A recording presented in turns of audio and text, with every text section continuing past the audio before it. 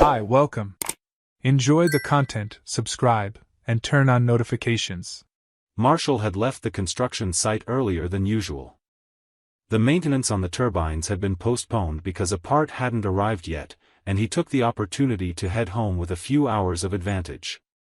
On the way, he thought about his kids, how Veronica must have been swamped with commitments, and how good it would be to come home and have dinner together, even if in silence, even if tired. He didn't expect much from life. A warm meal, a bit of peace, and the familiar noise of home were enough to make him happy. But as soon as he turned the doorknob, he realized that day wouldn't end like the others. The living room was full. People he barely knew, glasses being raised, laughter out of place, music more refined than usual. Gold balloons with Veronica's name occupied an entire wall. It was a surprise party, for her, obviously, and apparently everyone knew except him. Veronica greeted him with an rehearsed hug, as if saying, "Stay calm, I'll explain later." Marshall smiled, out of courtesy.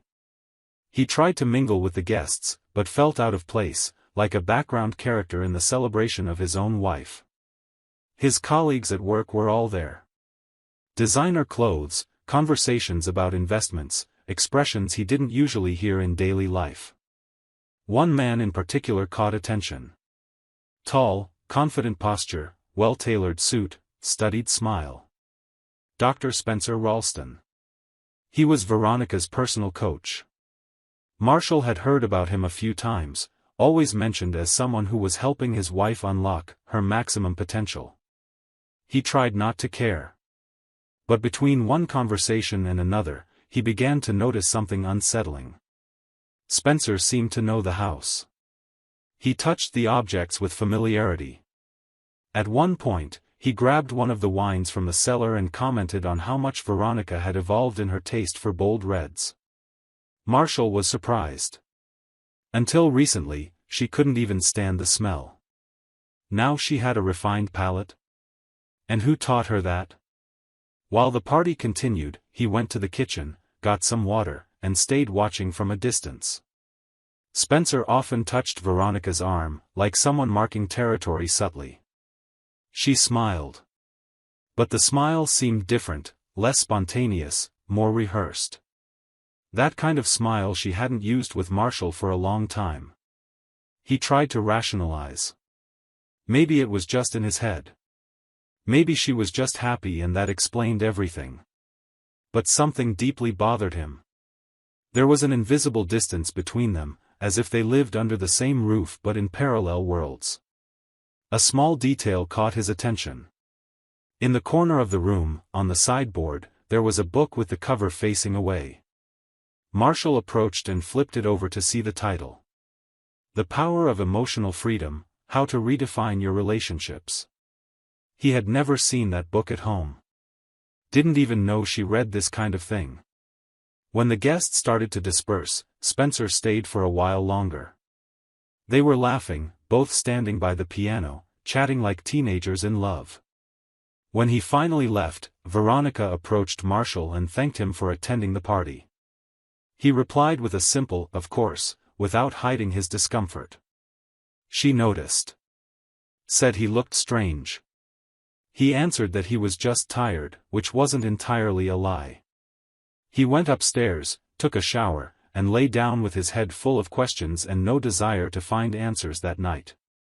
The scent of her new perfume still lingered on the pillow. And for the first time in years, Marshall had trouble falling asleep in his own house. Marshall woke up before the alarm went off. He ran his hands over the bed and realized Veronica was already up. The smell of coffee came from the kitchen, and he dressed without much rush. When he went down, he found his wife at the counter, scrolling through her phone while drinking juice. She smiled when she saw him, a quick, mechanical smile. She asked how he was, and he said he slept little. She seemed to avoid the topic and commented on the success of the previous night. Said everyone loved it, that it was an important event, and that people were talking about it on social media. He sat down, took a toast, and then asked directly, why that party, after all? What was it celebrating? Veronica set the glass on the counter and answered in a tone that seemed rehearsed. She said she had closed a historic deal the week before. An international fund had acquired a package of shares she had been structuring for months.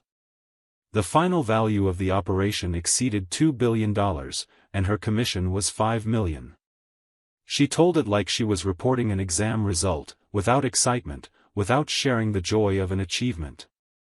She said her colleagues insisted on making a celebration, and since she knew he was out of town, she thought there wouldn't be a problem.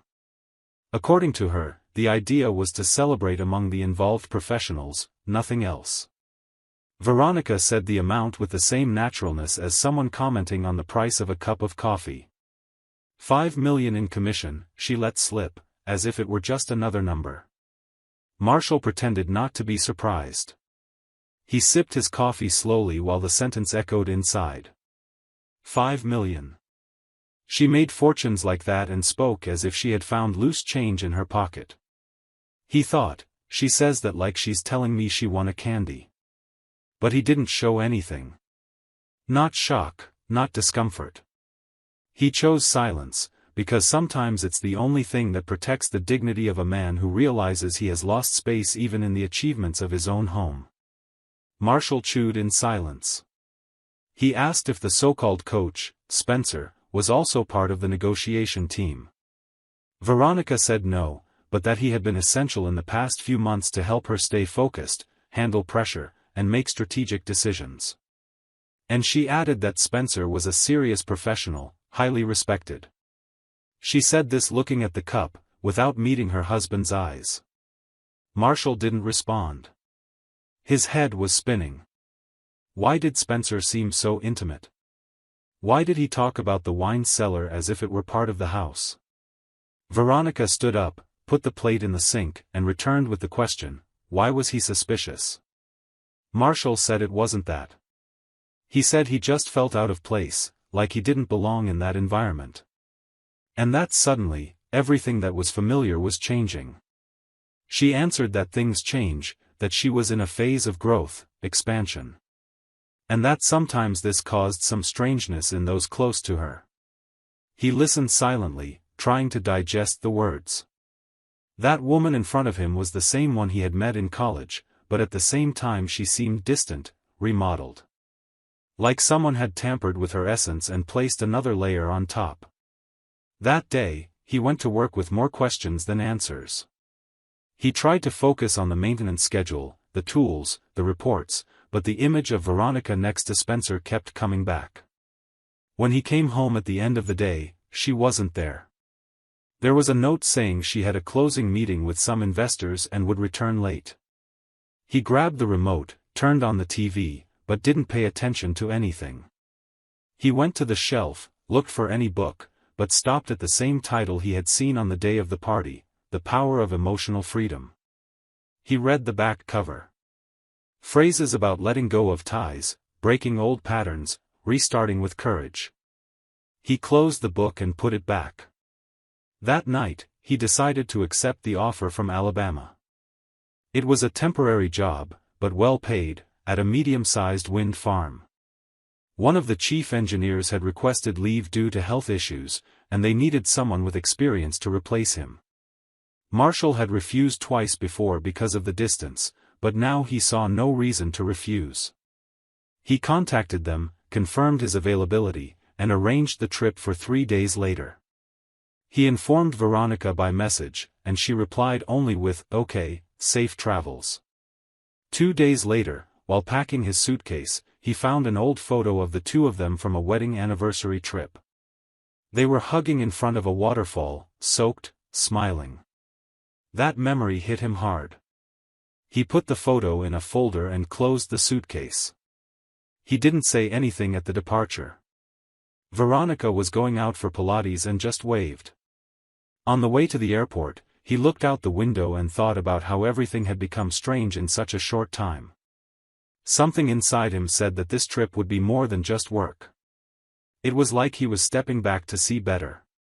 He just didn't imagine what he was about to discover. The job in Alabama was going well, but Marshall wasn't feeling at peace. The work with the turbines was the same as always, exhausting, technical, direct, and he liked that. Solving concrete problems, with tools in hand and silence around him, was his safe zone. Only at night, when he returned to the dormitory, the phone made everything harder. Social media became a silent trap. A teammate mentioned having seen Veronica in a post from an event in Dallas. Curious, Marshall searched.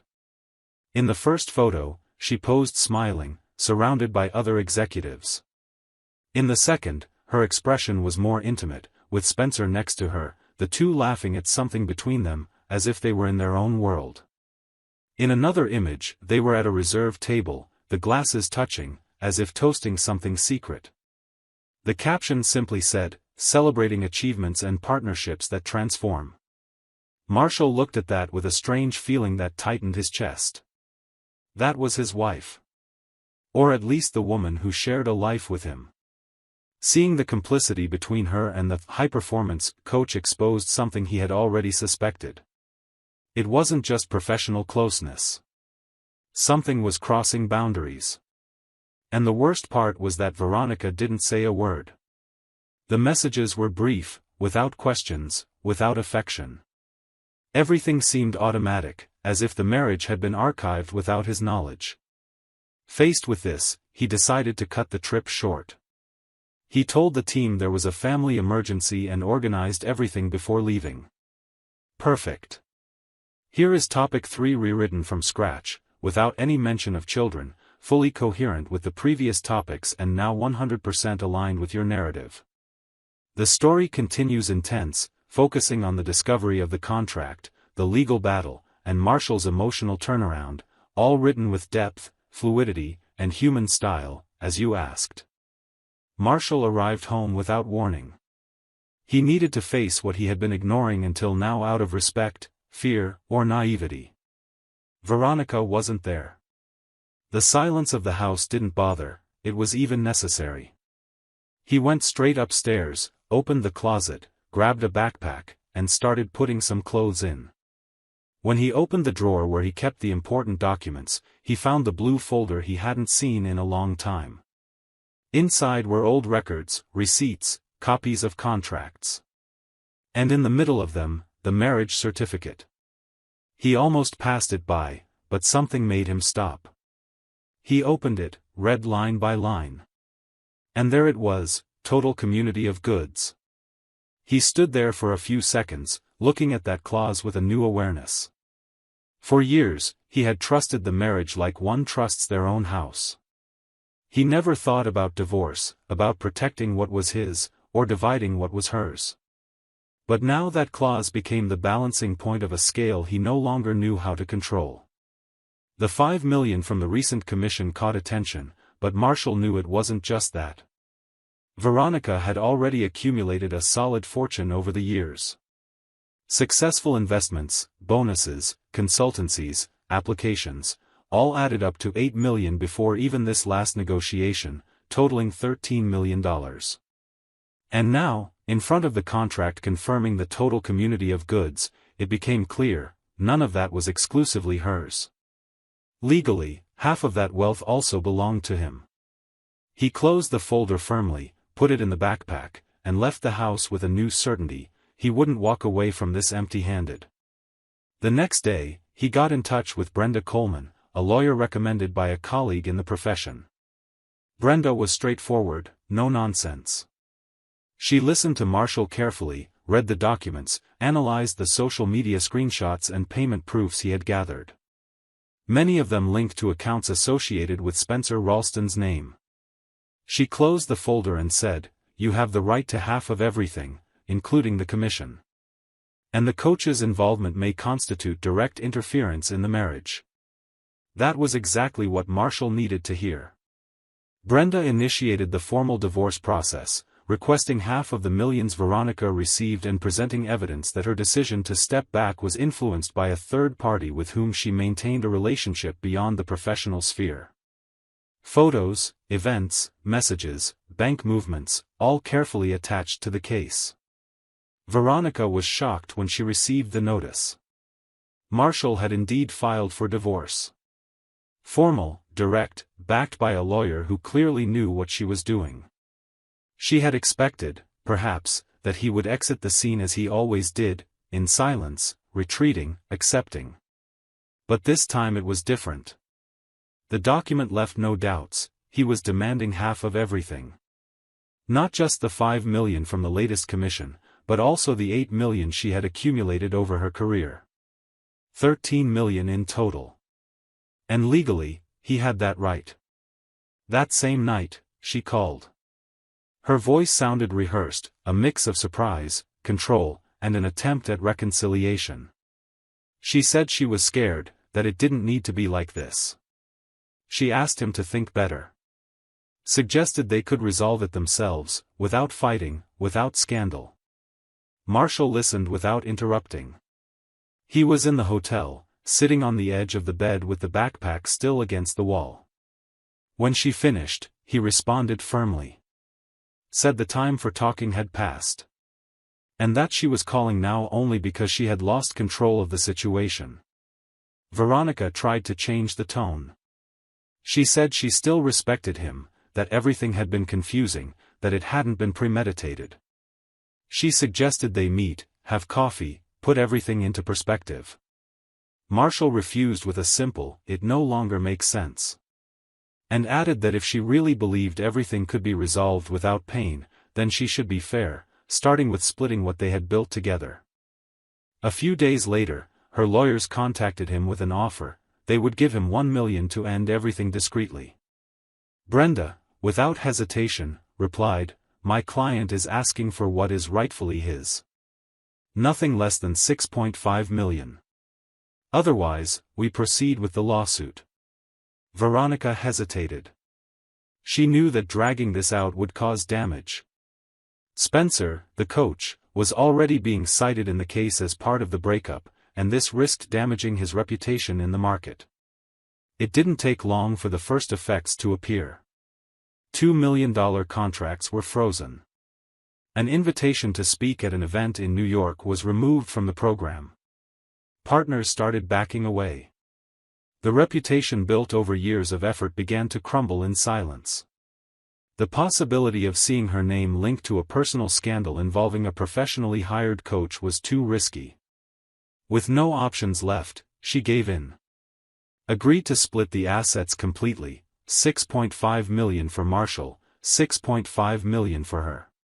She gave up any future claims and accepted to end the case in secrecy.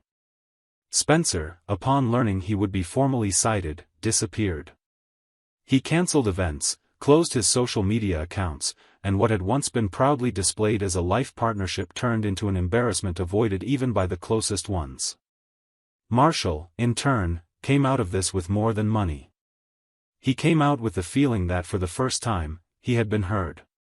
He didn't raise his voice, didn't humiliate anyone, but also didn't accept being discarded as part of a cycle ended for someone else's convenience. He stored his share wisely, reorganized his life in silence, and started what he most needed, to restart. This time with dignity, freedom, and half of what they had tried to hide from him as if it were nothing. 3 years passed. Marshall was now teaching at a training center for clean energy technicians. He remarried and Sundays were sacred for family outings, now with a 1-year-old daughter who had transformed his routine into something light, full of small daily miracles. The pain of the past didn't disappear, but became a silent memory, a reminder of how much he had resisted, matured, and restarted from zero, this time with someone walking beside him, not ahead of him. Veronica, in turn, had left the financial market. She vanished from headlines, stepped down from prestigious positions, and for the first time in many years, decided to live outside the spotlight. After a public interview in which she admitted her own mistakes and the price she paid for impulsive decisions, she created an online channel focused on financial education. Without ostentation, without ready-made speeches, she spoke to women who desired independence but feared losing the essential in the process. One time, in a live video, a follower asked how it was possible to start anew.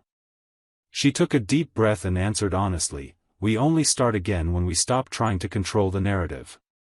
I lost things I thought I would never lose. But that was when I learned to truly look at myself.